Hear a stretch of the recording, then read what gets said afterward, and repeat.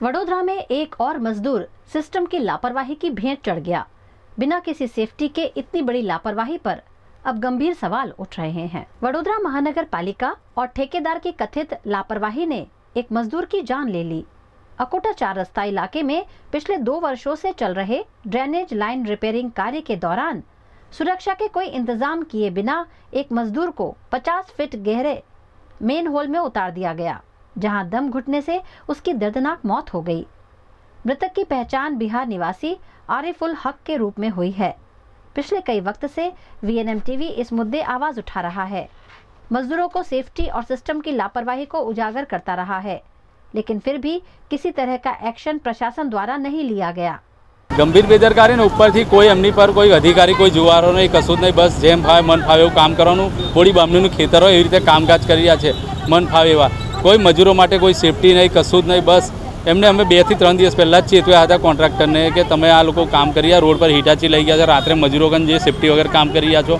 અને રાત્રે અમે જોયું, રાત્રે બી એક વિડીયો અમે રાત્રે અમારા મિત્રએ લીધેલો, એમાં સેફટીમાં કોઈ જ બેલ્ટ નહોતો, કશું નહીં, આમ જ કામગીરી ચાલ્યો ને રાતને આ દુર્ઘટના ઘટી અને એક આદમીનો જીવ ગયો। સુપ્રીમ કોર્ટની ક્લિયર ગાઈડલાઈન છે કે કોઈને પણ આ રીતે ગટરમાં ઉતરવાનું નથી કે ઉતારવાના નથી, પણ સસ્તા ભાવે આ લોકો અનટ્રેન્ડ મજૂરો લઈ આવે છે ને કોઈની પણ જાન પોતાના હાથમાં લઈને ફરે છે।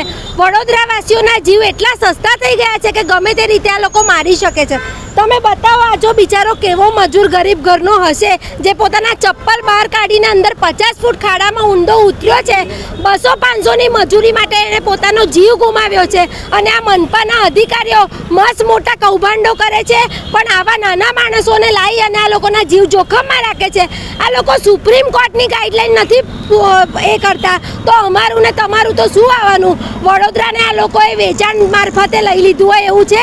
વડોદરાને વેચાતું લઈ લીધું છે આ લોકોએ, એટલે જેના ફાવે ને એના જીવ આવી રીતે જ હવે જવાના છે। વડોદરામાંથી લોકો ઘરની બહાર નીકળો ને એટલે તમારું મોત હાથમાં લઈને ફરજો, આ રીતે જ મરવાનું છે હવે આપણે। इस मुद्दे चंद्रकांत श्रीवास्तव भी घटनास्थल पर पहुंचे और महानगर पालिका पर सवाल उठाए। चाहे सफाई सेवक हो, ड्रेनेज सफाई सेवक हो कि कोई पण कॉन्ट्राक्टरનો कर्मचारी हो, એને કોઈ પણ ડ્રેનેજની લાઇનમાં નીચે ઉતારવું નહીં, એટલે સીધું સુપ્રીમ કોર્ટની ગાઈડલાઇનનો ભંગ કર્યો છે।